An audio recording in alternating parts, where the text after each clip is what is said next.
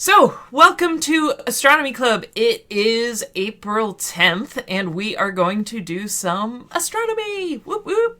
I got a few questions that came in, so I'll go through those questions first. We're going to talk about comets, and then we're going to talk about exoplanets, and yay, astronomy! Particularly Trappist I, because I had some questions that kind of related to it, and I kind of found that, oh, we got a good crowd here. This is awesome. So we are going to, and then I'm going to talk about like what's in the night sky and some of the other stuff that's going on. So, first question that I got today was about the moon landing. So someone was asking, how good of a telescope, oh, thanks, would you need to be able to see the moon landing from Earth? And that's a great question. The answer is right now we don't really have that technology to be able to do that. And there's a reason for that. We have very, very high powerful telescopes that are able to see deep, deep into space. But it's resolution that's the important thing. So we talk about pixel size. That's kind of the trickiest bit here. Is that you have to have a good enough resolution and a good enough pixel size to be able to image stuff in space. And if you want to image things that are very, very, very far away, then you have these small pixels and they just stare in one direction in space and absorb the light very slowly. But if you want to see stuff that's closer up, then you have a different size telescope for that. And so the type of stuff, oh, we got a great crowd. I love you all. But if you want to image stuff that's closer to us, then with those really high, powerful precision telescopes, they're going to blow up the entire thing. The pixel size compared to the distance that you need do not match up. So, for example, the Hubble tried to take a picture of Pluto back in the 90s, I think. And it was a terrible picture because it was like 4 pixels across. So the size of how big Pluto was compared to Hubble's pixel sizes, Pluto took up a bunch of pixels, so it wasn't able to resolve that stuff because you're limited to your resolution size. So you just had a dozen pixels of like sort of gray things taking a picture of Pluto. Whereas if Hubble looks over to the side and just one of those pixels absorbs all of this energy, then it's able to get a lot of pictures from that. So I hope that kind of makes sense. We do have pictures of the moon landings from the surface, and I pulled one of them up here, and I gotta do that. But the LRO, the Lunar Reconnaissance Orbiter, is going around the moon, and it does take pictures of the surface of the moon. And this is the Apollo 17 landing that you can actually see the rover tracks going away from the landing site out to where they put one of their experiments and then back. So you can see them sort of roving around. And then down in the bottom is a zoomed in image of the actual lander. So you can go visit the lunar landing sites with the Lunar Reconnaissance Orbiter because it's much closer. So it's this whole trade-off of like what's close and how much resolution that you have that you're able to see. So until technology gets better, we don't really have the resolution capabilities to see the moon landings from here on Earth because they are very far away compared to the type of stuff. And then how much space it takes up in there. I'm obviously not a professional amateur astronomer.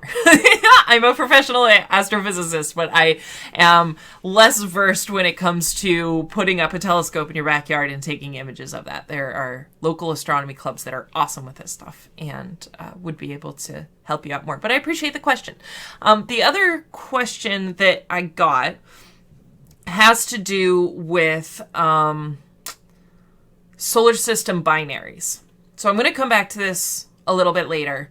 But the question was, if there are a lot of star systems that we discover that are binary star systems, how do you calculate what we call the Goldilocks Zone? Because orbital paths are going to be kind of weird and screwed up and hard to visualize, which is a great question. So it is true that a lot of star systems that we see, and remember our cosmological address, the star systems that we're observing are within our own galaxy, the Milky Way galaxy. It's like looking at nearby cities. A lot of star systems that we do detect are binary star systems. That meaning that as these stars kind of formed, you ended up, the clouds condensed down of dust and gas, and you end up with 2 stars that are orbiting each other in a binary orbit. the Goldilocks Zone question. So when we look at exoplanets and we look at stars that have planets, that seem to have planets around them, we calculate something called the Goldilocks Zone. Because once we observe the star, we know a lot about it. It's this Hertzsprung-Russell diagram, the HR diagram, where you can, as soon as you have, like, for example, the brightness of the star, if you know it's like natural luminosity, then that tells you like what temperature it is, you know what color it is, you know what mass it is, you know how long it's going to live. Stars follow this cool path that once you know kind of one thing about them, you can unpack a lot of other stuff about them. And so when you do that, when you observe stars and you find exoplanets, you find that there might be planets going around these other stars, you know how massive it is and you know how bright that star is. And so you can calculate how far away from that star water would happily exist as a liquid. There's a lot of stuff in there. But we call it the Goldilocks Zone because it's not so close that it's too hot. It's not so far away that it's frozen. But all we're doing is saying where the relative temperature of the star is kind of between 0 Celsius and 100 Celsius, between freezing and boiling. And that doesn't mean that there is liquid water there, because in order to have liquid water on the surface of a planet, you not just need a planet that's in that zone between too hot and freezing, but you need an atmosphere to keep that water in liquid form.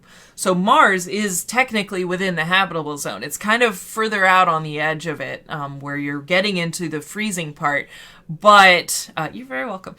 But it doesn't have an atmosphere that keeps the water in liquid form. So even though if it did have an atmosphere, you could have liquid water, and we have found evidence of standing water on the surface of Mars in the past, it doesn't have that now because it doesn't have any atmosphere.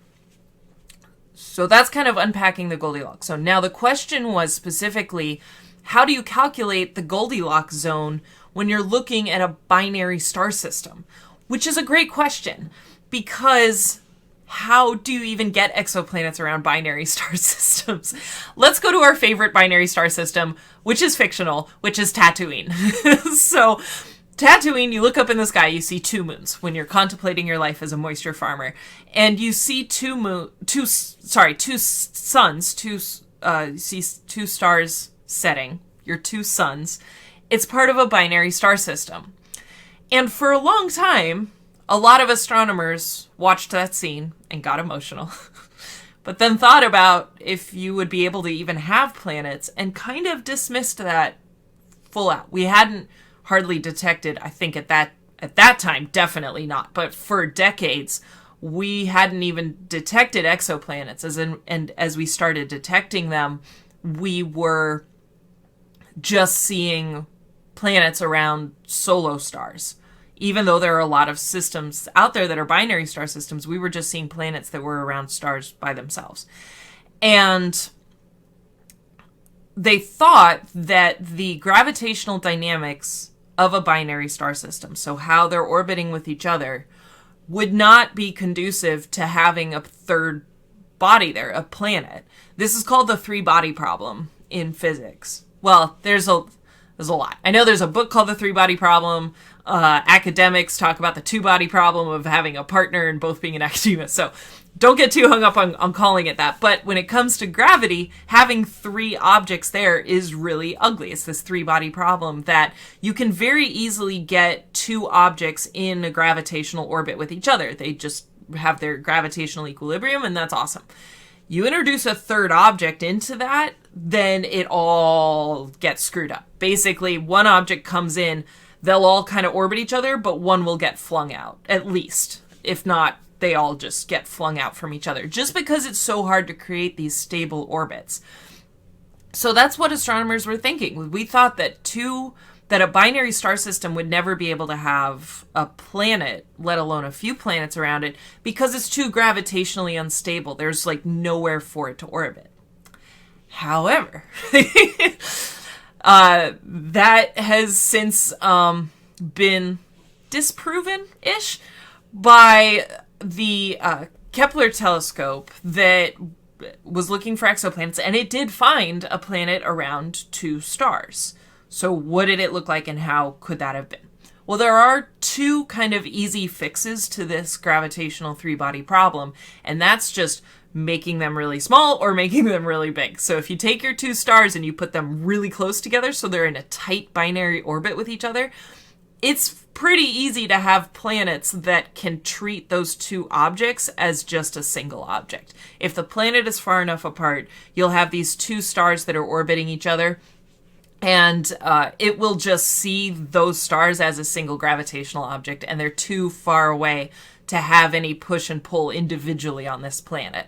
And that was indeed what the Kepler telescope discovered. That was the type of star system that it found. The other option is to have 2 stars that are really far apart from each other, that are orbiting in a really distant... They're trapped in each other's gravitational well, but they're really far apart from each other. And so you could have planets around each of those individual stars. Even though they're technically in a binary orbit, they're too far apart from each other, again, to really have any huge effect on the planets themselves. If the planets are close to their parent star, then the binary star system wouldn't necessarily. So in either case, we're in a position with you're able to kind of calculate a Goldilocks zone there, because you have these individual star systems. They're just going to have their temperature range out to each of their planets. Or if you have these 2 stars here, you can measure how much energy is reaching this planet further out here and determine where in the Goldilocks zone it is. So again, binary star exoplanet systems are really rare, but the way we've only ever seen them makes you still able to calculate the Goldilocks zone because of it. So I'm going to transition a little bit now, and feel free to throw questions in as I'm going. If I said something that just super confused you, I will try to rephrase it, because chances are you weren't the only one. And that's what I'm here for. So I'm more than happy to do that. But one of the things that came into the news this week was the fact that there is this comet called I Borisoff that broke into 2 pieces. Cool. Hubble saw it. Move over here so I can show you the picture. So Hubble saw this happen. You can see over at the end of March, it was like 1 object, and then it got kind of weird. And then on March 30th, you can start to see that there are 2 objects there. And that's this comet I Borisoff that basically, as it was like passing by, it fractured and it broke into 2 pieces, which is objectively cool, but it's cool for other reasons. First of all, your fun Friday trivia fact of the day is that when comets break in half, or a chunk falls off of it, it's called calving, calving, C-A-L-V-I-N-G, which is like... Yeah, right. Which is the same word we use for icebergs. When big chunks break off of icebergs, it's called calving as well, which is where they got it, because comets are the iceberg of space. And that's the best way to think about it. Curse you, Bruce Willis. So this comet broke into 2 pieces. It's only about it was only at its, before it broke into 2 pieces, it was only about half a kilometer across. The biggest comets that we've seen are up to 2 kilometers, so comets are kind of tiny, but we're able to see them really well because they're mostly made of ice. So I wanted to take a couple seconds just to talk about why this comet, why this I Borisoff is cool, other than the fact that we just saw it split into 2 pieces. And then I'm going to talk about comets kind of writ large, like where comets come from and why they are the way they are. But the unique thing about this comet, I Borisoff, is it is only the 2nd object that we have ever discovered to be an interstellar object. So it came from outside of our solar system, full stop. The first object is the one that most people remember. It's the Oumuamua, the traveling object that looked like a cigar that just kind of shook through our solar system and went... And everyone went, what was that? And they backtraced it and they were like, that didn't come from us. That literally flew from somewhere else in space. And so that was the first ever interstellar object that we've ever discovered. It was not a comet because it wasn't sublimating any ice. It was just a chunk of rock that was weird shaped, kind of shaped like the weird spaceship from Star Trek 4, the one with the whales. And but it just flew through here, and it was tumbling, and it was kind of weird. It is not an alien spaceship as much as we want it to be, and I understand that desire.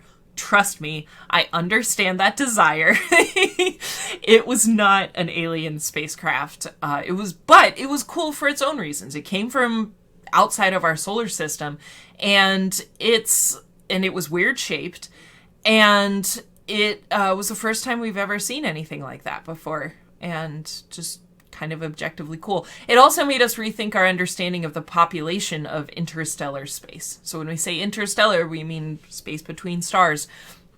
Made us rethink how much sort of random junk is flying around out there. Because think about it this way, right?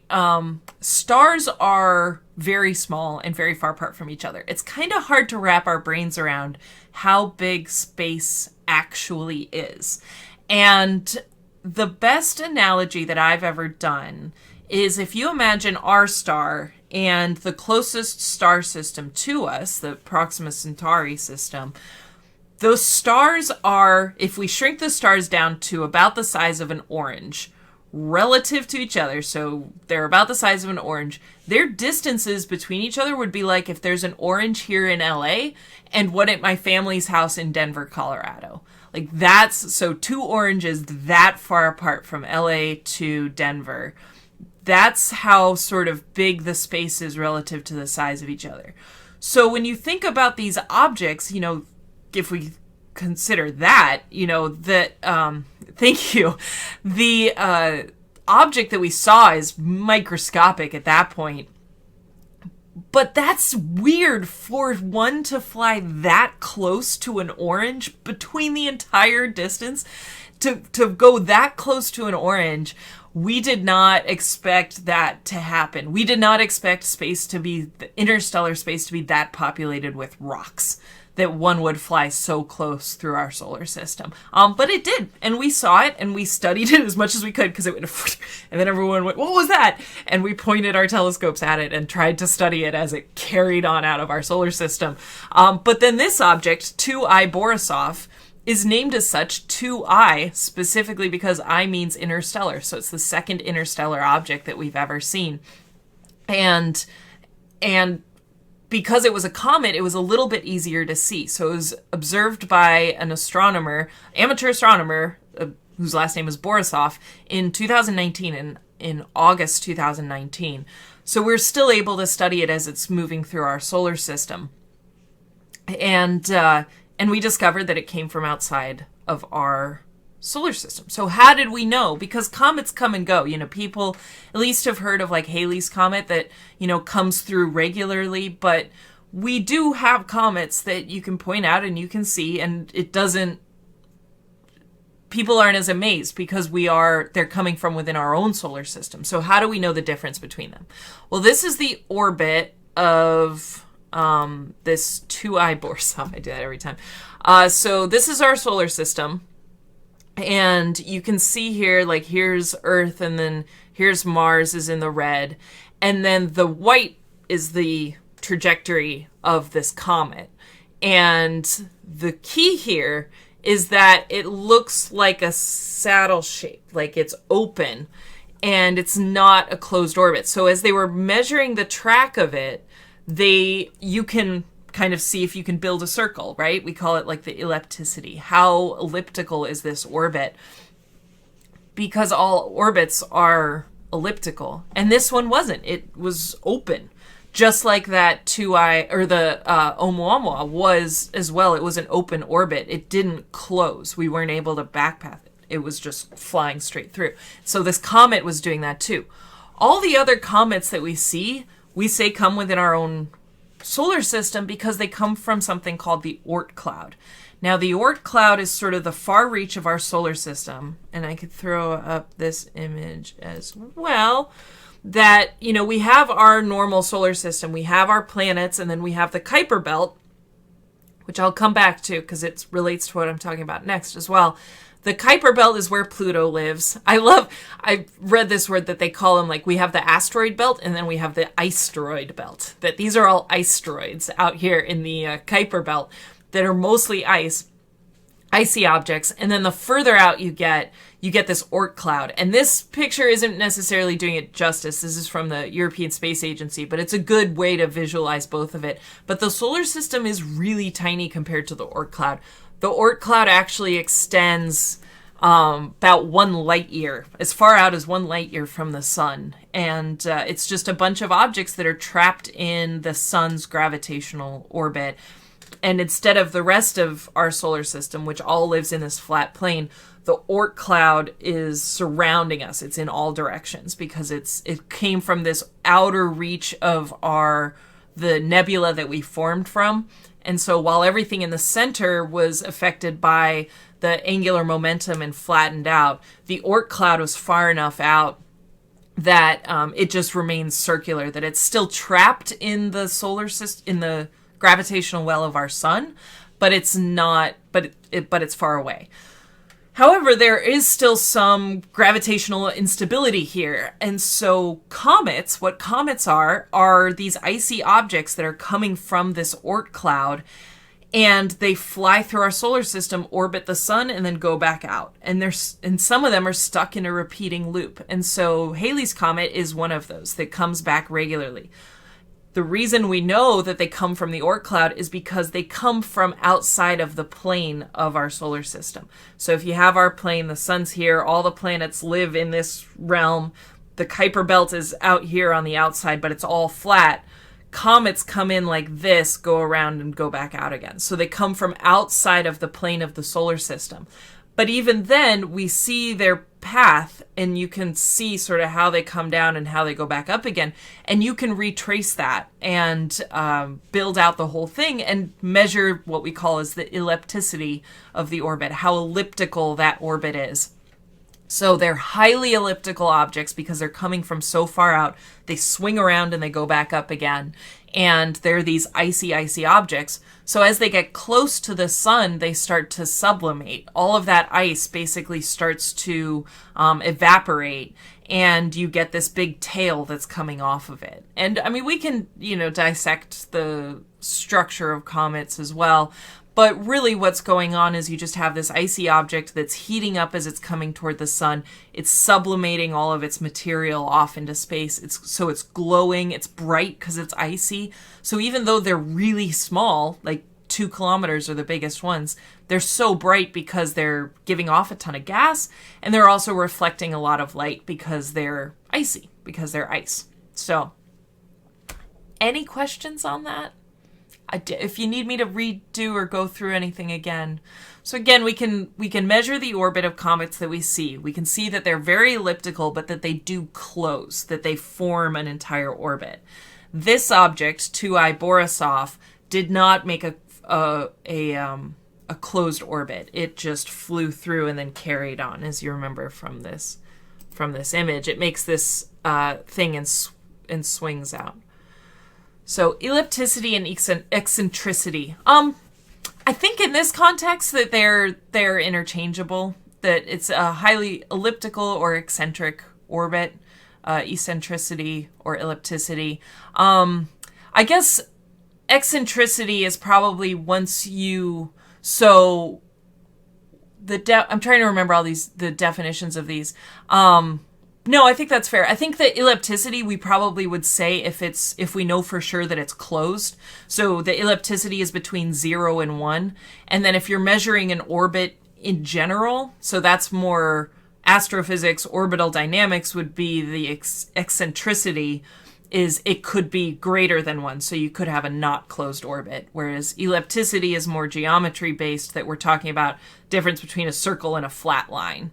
And then eccentricity could be once you get into the astrodynamics of it. But when we're talking about comets, that we know are closed, we would talk about the ellipticity of it. So thank you for the clarification. That was a really good question. I hope that makes sense. I think it did. So yeah, cool object. Now, again, this was discovered back in 2019, the second interstellar object to fly through our solar system. The reason it's relevant now is because we saw it cleave or calving. It calved and went into two chunks as it carries on. And that happens with comets. It's happened before where as they pass through, it's just that they had these fracture lines that were going to break anyway, and the gravitational pull of the sun or a planet tore it in half, or, tore off a chunk of it from an instability that was already there. So, pretty cool stuff. All right, so the next thing that I wanted to talk about was Trappist I. So Trappist I is one of those star systems that we're super excited about because we found rocky planets around it. We think are rocky planets, and it's not insanely far away from us. So it's about 40 light years away, and the Trappist I system is around a red dwarf star. So I've got like a little illustration of this Trappist I system. Oh, awesome. That's cool that Megan has a tattoo of Trappist I. Oh, that's neat. I remember you showed me that. But Trappist I is a star system that we found that has 7 rocky planets.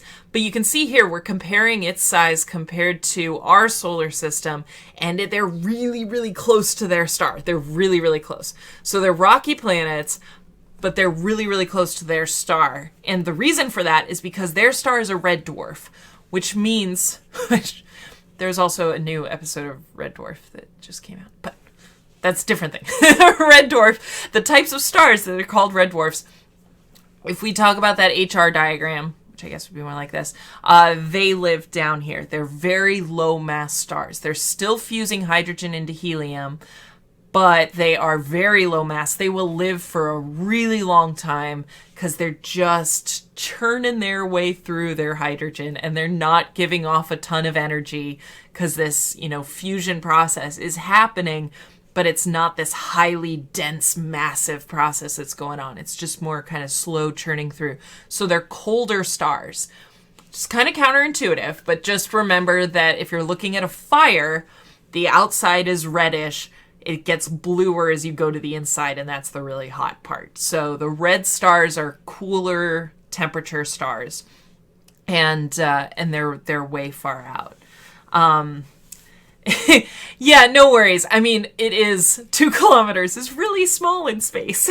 So I always, when I talk to students, I'm always saying that, like, the first thing with astronomy is we're just going to give you an existential crisis about sizes and distances and time scales and all of those. So I appreciate that. But yeah, these Trappist II systems, this is around a red dwarf star. So it's very small, and it's compared to our solar system, it's not that far away. And so we have discovered 7 planets that are around this red dwarf star, and 3 of them are in the Goldilocks Zone. So if you hopped on here since the beginning when I mentioned the Goldilocks Zone a little bit, that's that idea where we can look at a star, like we can see Trappist I is red, we can kind of see how bright it is. Through that, we know how massive it is, we know how long it'll live, we know a lot of stuff about it, and how much energy it's giving off, what its temperature is.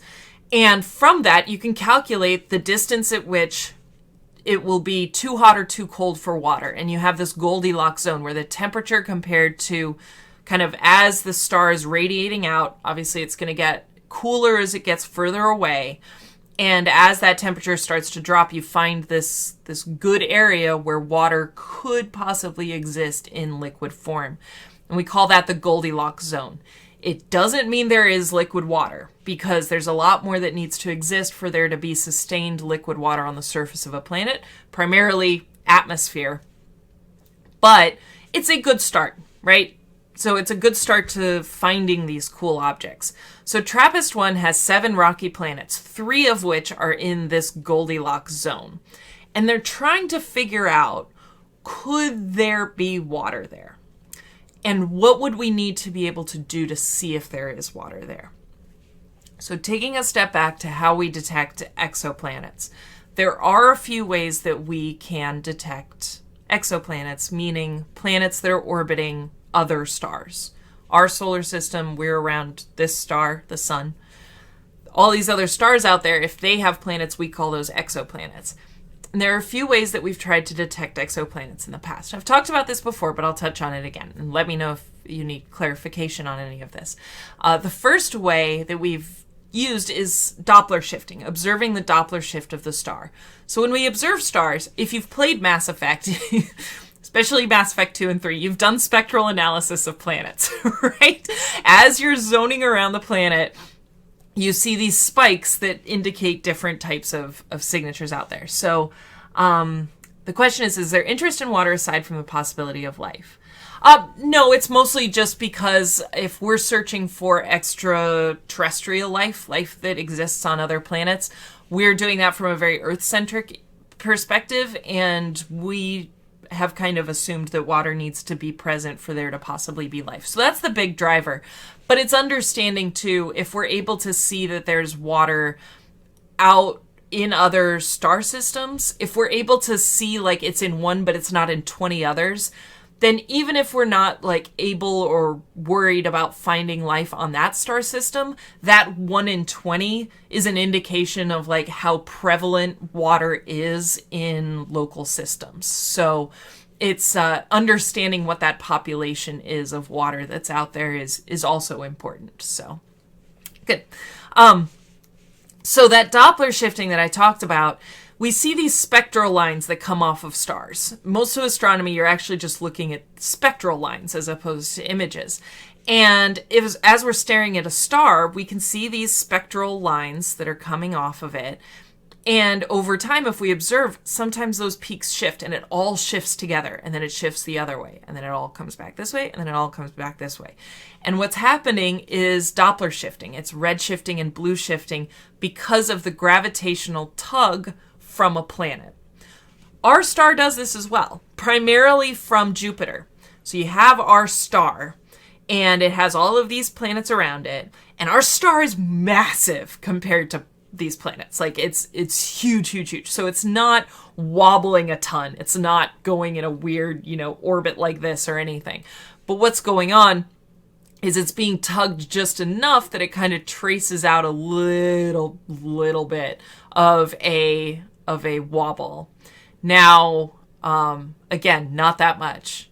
Barely discernible. We mostly see this because we're not just watching the star and seeing it move. It's not doing it to that extent. But we can see the spectral lines shift. So because we're down into like looking at spectrums and looking at telescopes, you see those lines shift and you start to see that it's wobbling. If you need me to explain Doppler, if anyone here needs me to explain Doppler shift, please let me know in the chat. I would be happy to explain that. I'm going to carry on, but do not, stop me and I'll explain Doppler shift if you need. The other way of detecting exoplanets is kind of cool. This is what the Kepler telescope was doing. It's no longer in commission, but it was doing this, which was detecting the dip in light as planets passed in front of it. Good way to think about it is that if you have your only source of light is a street lamp and it's pitch dark out and you have this one source of light there, if a bug flies in front of it, you might not see the bug, but if you had some way of, seeing your light curve, that light would dip slightly because there was a little shadow in front of it for a brief period of time. And that's what the Kepler telescope was doing. It was observing light curves and seeing when you would get regular dips in light that indicated that stars might be there. Now, the interesting thing with this is, again, we have some observation bias that we're introducing. Because if we see a light curve dim slightly and then go back to how it was, we have to be sure that that was a planet and not something else. So the way that we've been doing that to declare a planet it had to be a discernible, repeatable pattern of, I think, at least 3 times before we could say for sure that that was a planet. We got a question here. So you've touched on this, but the relation between the size of space and the expansion of the universe, if any. Real quickly, what I'm talking about here, I'm kind of keeping these astronomy chats to like astronomy 101-ish level, which is just talking about star systems. So when we talk about the relative size of space, even star systems, they're very far apart. Stars, again, 2 oranges in LA and in Denver. That's how far apart that is. But that's our local, what we call our local universe, which just is sort of our couple galaxies that are here. We have our cosmological address, which is our solar system, local star systems, our galaxy, our cluster of galaxies. Within that, there's still space is very, very big. But when you're talking about the expansion of the universe, that's on the sort of like galactic neighborhood level. That's way further out, where we're talking about clusters of galaxies moving away from each other. Our system is space is still very big and stuff is very far apart from each other. But at this level, they're not getting further apart away from each other. Like in the Milky Way galaxy, they're still gravitationally bound by the galaxy and they're not spreading apart. But the galaxy clusters are all moving apart from each other. I hope that makes sense. But I'm kind of staying at that star system level. So when I say stuff is very far apart from each other, it's not because they're expanding due to the expansion of the universe. And you were right. There's still studies going on. It's a whole field called cosmology of trying to figure out how fast the universe is expanding. So I hope that made sense. But thank you. So the Kepler telescope was looking for these light dips that is happening in front of stars, but they said that they needed to have it be repeatable to say, okay, this isn't a planet that's continuing to go around. It's not some anomaly that's just flown in between us and the star. Because of that, they limited themselves to stars that would be within that would be very close to it, that has planets very close to the star, because they have to have short orbits, because Kepler was only up for a decade or so. So it wouldn't detect Jupiter. Right? If we were on another star system looking back at us, Jupiter's orbit is tens of years. I don't have it memorized. I should. Eventually I memorize all these facts, but I don't have that one memorized. But it would be too long for us to see it go around 3 times before we could declare it being in orbit. So all of these stars that we've mostly observed from Kepler are really close to all of these planets that we've observed with Kepler are very close to their stars because they had to orbit fast enough that we would see it within the lifetime of Kepler. Meters per second. That is cool. So that Todd mentioned that the surface bulge from Doppler shift from a planet, so again, that bulge that we get from stars, is just a few meters per second. So that's like walking speed. That's a cool fact. That's a good fact. I like that. So again, remember, those star systems that we're discovering that have exoplanets around them, those planets are very close because they would have had to have orbited 3 times in the time that we've seen them. But we still have seen them, and we've seen a lot of them. Even when I started my degree, I think we had like dozens. Now we're close to 10,000 confirmed exoplanets that are out there. So there are a lot. And now we're starting to get more and more excited about the individual ones and what we can observe about them. Trappist I being one that we are very excited about because we were able to see, because it was close enough, we could see 7 rocky planets around it, and 3 of which were in the Goldilocks zone. So would we be able to see if there's water there? One thing that astronomers are looking at is trying to see if they can detect a Kuiper belt around these stars. Remember, the Kuiper belt, that's where Pluto lives. That's the asteroid belt, which I'm super stealing. I'm going to do it every time because I've always had such a hard time explaining, like, there's an asteroid belt and then another asteroid belt back beyond Neptune. It's the asteroid belt. And I will say that every time. So we're trying to see if we can detect an asteroid belt where you have these rocky but icy objects that are at the far reaches of the star systems that we're detecting. If you're able to discern any sort of presence that's maybe we can see, like, for example, if we're staring at this star, a water signature that's us. The belters are waiting. Oh, We're going to talk about The Expanse next week on my episode club. I got 2 episodes from The Expanse. I'm really excited to talk about. I want to do a Belter cosplay. Anyway, I love it. But yeah, so Kuiper Belt, far, far away. If we can somehow discern that there is ice present or that there is some belt that's at the far reach beyond the planets that we've discovered, that could be a good indicator that not just do you have rocky planets that are within the habitable zone, but there is at least ice in that star system that could have made its way into the middle. Right? One of the things that we love, and the reason we study comets, maybe I'll talk about that next week, or at a future one, but we went and landed on a comet, Comet Churyumov-Gerasimenko. Oh, still got it. And we landed on that. And the reason that we want to study comets is because they're coming from these Oort clouds. And we call it's almost like space archaeology, which I love. Or space paleontology, however you want to think about it. But those are remnants of like what these crystals, before everything heated up and settled in and formed planets, all that dust and ice and rocks that was kind of there at the beginning that ended up settling out, that's still kind of what the Oort cloud looks like. And to some extent as well, the Kuiper belt. So when we study comets or we're studying asteroids, we're studying what these dust and rocks looked like before the planets formed and kind of took a lot of them out. And if there is ice present in these rocks on other planets, then it's possible that ice could land on a rocky planet, melt, if it had an atmosphere, stay in liquid form, and possibly result in life. So there's a huge chain of events that needs to happen before we can say, hey, we found aliens on another world. But it's all of these little things that we kind of chip away and start to, feel better about, if that makes sense. So, yeah, space is the great humbler.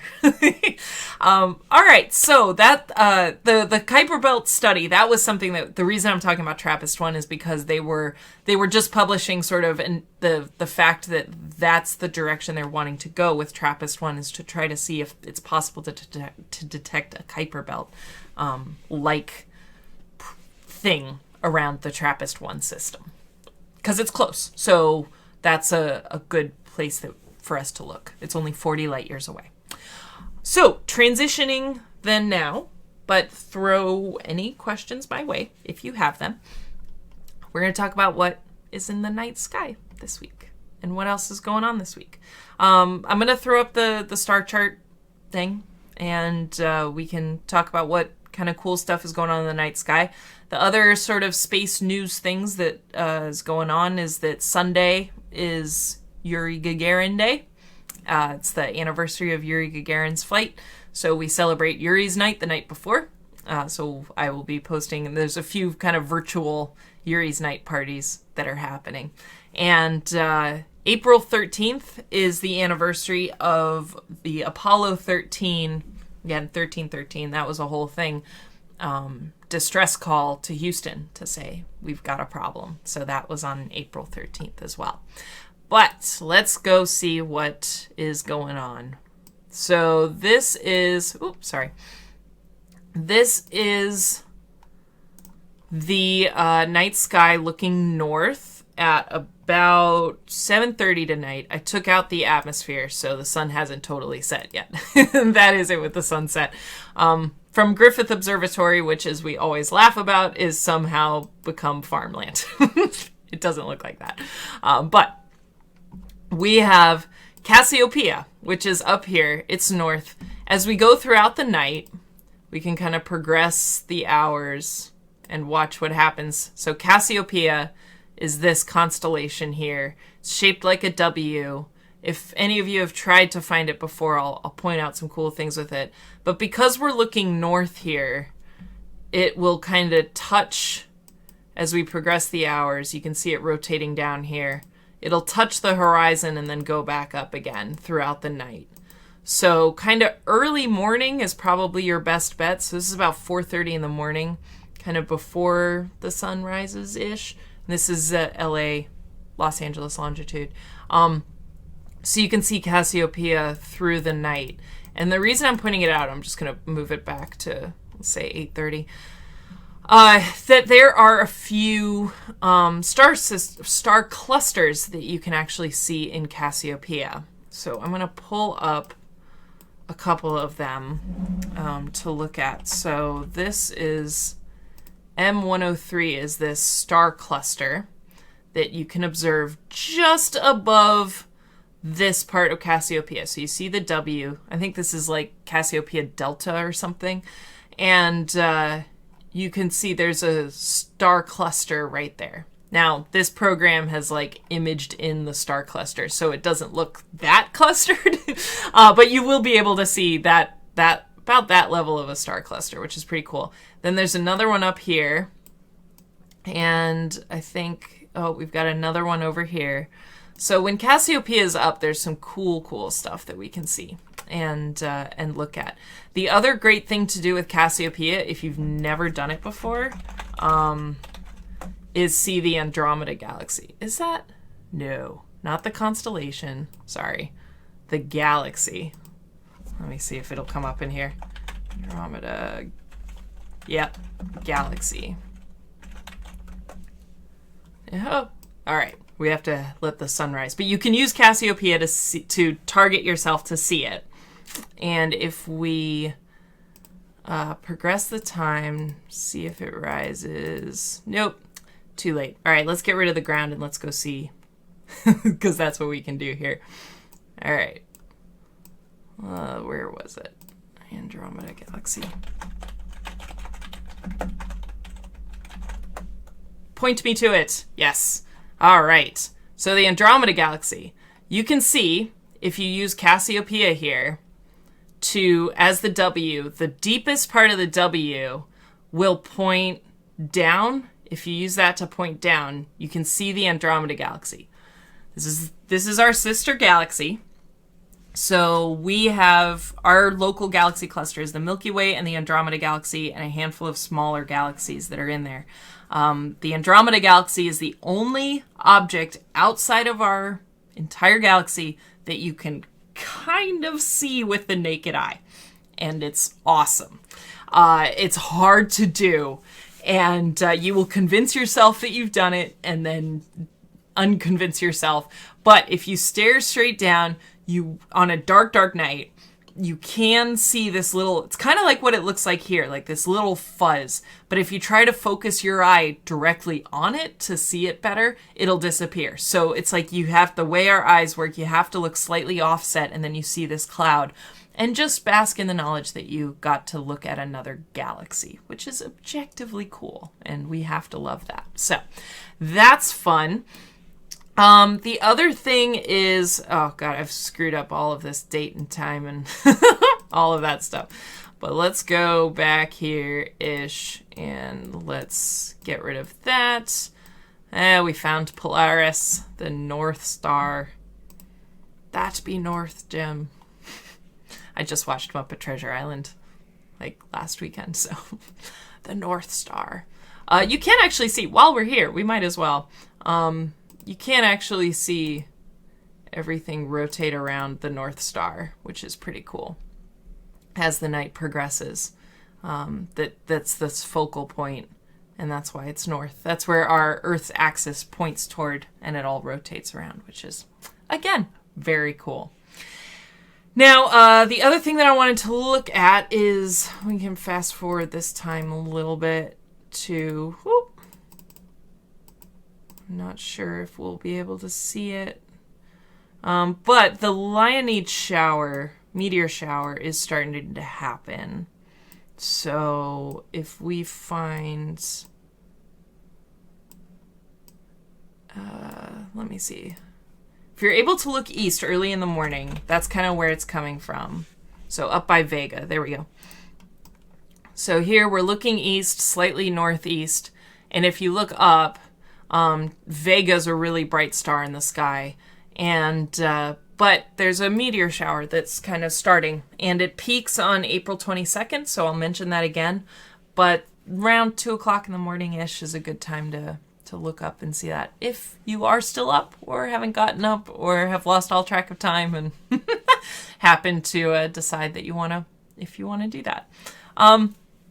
So that's kind of it in terms of what's going on. If anyone has any other questions that you'd like me to answer or play with or look at or find something, we can just do it live. This is our last few minutes of our live planetarium show. So I'll give it a couple minutes for questions.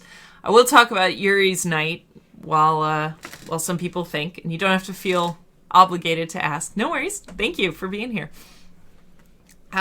Uri's night is very fun. So it's this whole celebration that the astronomy community does, because Yuri Gagarin is the first person to orbit in space. And we kind of, even though it was a whole Cold War between the Soviets and the United States, and the competition to try to get to be first in space, and the Russians or the Soviet Union managed to launch Yuri Gagarin first to do a full orbit.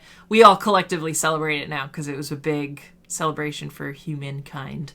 And so Yuri's night, that's an astronomer party night. Usually around April 12th, but I think the virtual Yuri's night parties that are going on this year are going to be tomorrow night, so Saturday night. You can feel free to hop on. I haven't decided if I'm going to do anything because I'm trying to just kind of take it a day at a time and see what I'm in the mood for. But yeah, Yuri's night. At the very least, I'll raise a glass of probably vodka. So, how far away from Earth is Vega? That is a great question, and one we will look up and we will talk about because it is bright. There's no shame in looking things up. It is only 25 light years away from us, so it is not that far, and it is again, relatively speaking. So it is the brightest star. Let's look at it again. We can pull it up here. Brightest star in this constellation. And let's see what kind of star it is. So it's more massive than the sun. It's about twice as massive as our sun. And because of that, because it's double the mass, it's going to be a little bit bluer, which I think you can kind of see with Vega. The bluer stars are harder to see with the naked eye than the red stars. Like Betelgeuse is very clearly a red star. Sirius is probably the best blue star that we can actually see is blue. But Vega would be bluish. It's an A0 type star. So it's an A0 type that's just saying what spectral index, what color it is. That was a classification system that was developed by the Harvard women in the early 1900s. We call them the Harvard computers because that was like literally when computers were people who were computing things. And they did a lot of spectral analysis of stars and came up with this spectral index system. So an A0 star. And so it's bluer. Its lifetime will be about, if it's double the mass, I don't know, maybe the 10th. So the more massive they are, the shorter that they live. Live hard, party hard, and die young. That's kind of how stars work. So, but yeah, Vega's a pretty cool star. 25 light years away was the answer to your question. And we look things up collectively because that's what we do. And I'm here to help interpret the results, so you don't have to dig through 18 Wikipedia pages to try to figure it out. But yeah. Well, we can end it here. So thanks to everyone for coming. I hope you're all doing well. I hope you stay safe, stay happy, drink your water, get up, stretch, take care of yourselves. And I will be back on Sunday for our Trek brunch. I know we tried to do it live last time, and the combination of video cameras destroyed my broadcasting system, so we weren't able to do it live. But we will be figuring that out. I'll probably do a test run tomorrow with Samantha, so we can try to do a group chat and then stream it live. And if anyone's done that before, feel free to throw tips my way, because I've never done that. You are very welcome. Cheers and thank you. And yeah, my emotes I love. My cheers emote, but my skeptical alien I think is probably my favorite one. I'm glad it was edutaining for you. We'll be doing our live Trek brunch, just a casual chat about Star Trek. We're going to talk about Star Trek Picard again. You can see our first half of the conversation on the YouTube channel. And then on Tuesday, we're going to be discussing 2 episodes from The Expanse. We're going to be talking about the one where they talk about the Epstein drive. And then we're going to talk about the episode where the tools were left unlatched when they're going into their drive system. So, should be good. You're very welcome. Thank you all for hanging out with me. I hope you've had a good time. I hope you have a safe, fun weekend. Happy Yuri's night. And until next time, live long and prosper. All right. Bye.